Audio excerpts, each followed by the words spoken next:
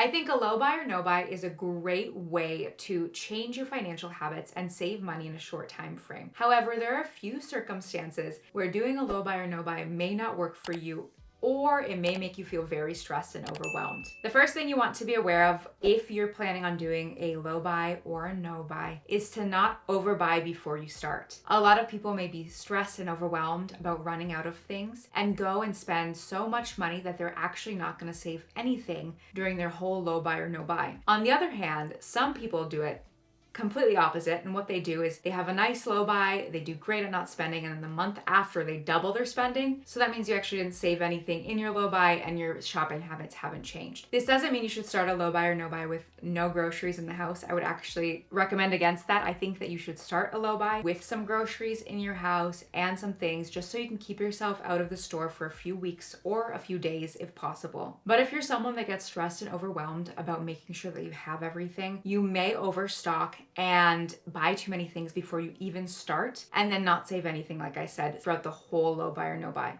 This doesn't mean you shouldn't do a low buy or no buy. This just means that you have to be aware of your habits. If you like to have a certain amount of money allocated towards certain things in a week or in a month, then you can decide to do that. Making sure that you make rules that work for you will make it so much easier to actually follow through and have a successful low buy month or year and actually enjoy doing it. The next thing you want to be aware of is a perfectionist mindset. If you're trying a low buy and you have a perfectionist mindset, I'm sorry to say you're gonna have to let that go, because I can promise you it's almost impossible to do a perfect low buy or no buy where you buy nothing you didn't want to, you stick exactly to your rules. And if you're someone that's 100% it has to be, or I'm not going to do it at all, then you want to be really cautious going into trying a low buy challenge, because there is a very low possibility of you doing it perfectly. There will be a moment where you buy something that was not on your list, or you do something that you didn't want to do, or you purchase something that you did not need, and that's fine. All you have to do is take that moment and move forward. If you're someone that it has to be 100% perfect, that's the point where you actually may stop your low buy or no buy. So you want to give yourself leniency, and you want to be understanding with yourself to know that if I fail, I hate the term fail when it comes to low buy or no buy, because is there a fail,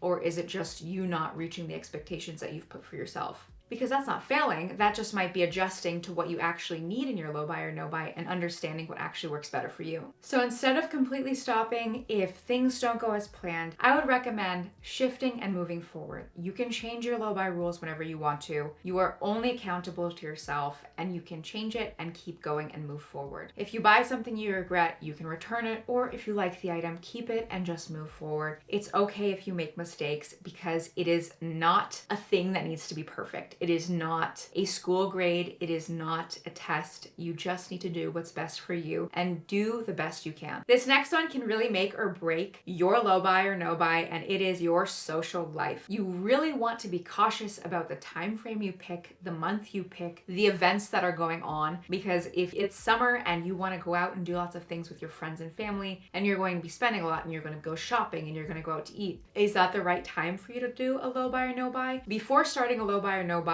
for any time frame, you really want to be aware of what's happening in that time frame. Is it a month where you have a lot of birthday gifts to buy? Is it Christmas where you're going to be spending a lot? There are ways to do a low buy or no buy with having a social life and doing social events, and that's again just how you structure your rules. Or if you have sinking funds for social events so you don't actually have to worry about how much you spend, you just use whatever's in that savings amount. When you're out, you're out. But for some people that may not work, and they may not want that kind of restriction when they have so many fun events coming up. You definitely don't want to feel isolated or left out if all of your friends are going and doing things. So you want to make sure that you do it in a way that works for you. So if you are invited to a once in a lifetime event or a last minute plan that you'd love to join, and if you can't do your low buy that month, move it to another month. I'm not saying not to be strict with yourself, but I want you to actually be able to achieve the things that you set for yourself financially, and being extremely strict in certain circumstances does not work for everybody. Some people love having a very strict, tight environment where you have to do this and this is the set of rules, and some people need a little bit more leniency. And you know the kind of person that you are when it comes to financial habits, how you spend, and what you have coming up. So you want to make sure that you do things that works for you so you don't feel overwhelmed and give up and never try it again. If your income is highly variable and unpredictable, so if you're a freelancer or you don't have a set amount of hours you work every single week, or you're not a salaried employee, it may be a little bit harder to do a low buy or no buy if unexpected expenses come up or things that you need to buy. Let's say you have a low buy in a month where you are making more money, then you might think, oh, I need to buy a few things this month because in a few months I may not make as much money. So you have to make sure that you account for the way that your income works and make sure that you do things that works for your lifestyle and how you earn money, because you don't want to feel stressed or overwhelmed because you're not able to reach your low buy goals because it is a month where you make more money and you want to buy certain items. So you just want to be cautious about how you structure your low buy and when you're doing it. Having inconsistent income does not mean you can't do a low buy or no buy. It just means that you need to be cautious about when you choose to do your low buy or no buy, because I know for some people that are freelancers or have flexible income, their higher spend months, they're usually taking that money and putting it towards bigger goals they have, or things they may need to fix,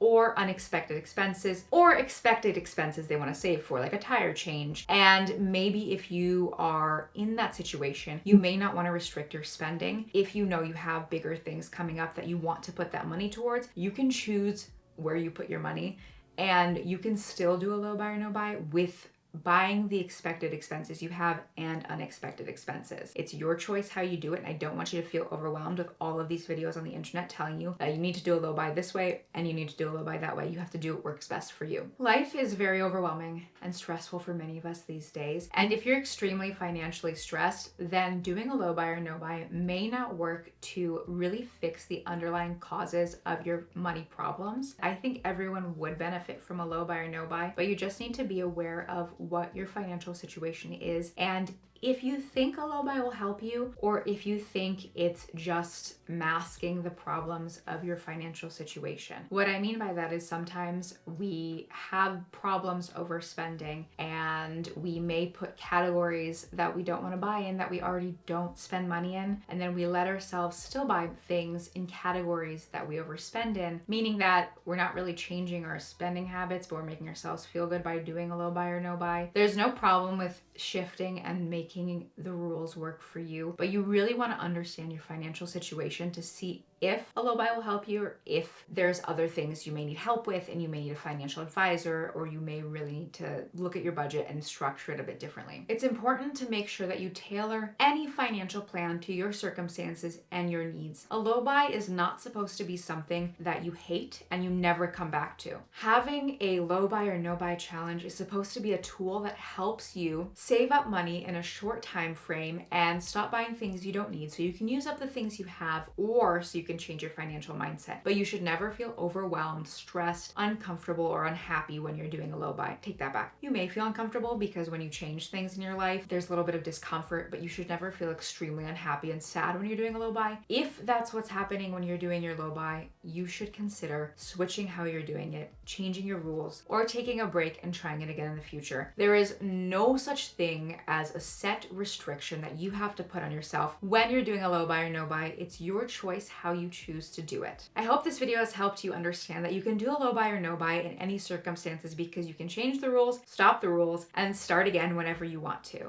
I hope you have a wonderful week ahead, and please subscribe if you're interested in financial content. I post every single week. Thank you so much for watching. Bye.